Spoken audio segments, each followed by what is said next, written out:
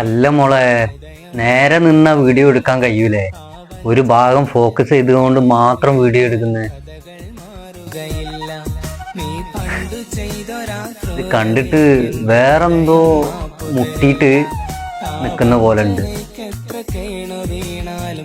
എന്തായാലും കൊള്ളാം, സ്റ്റൈലാവും. എന്റെ പൊന്നെ,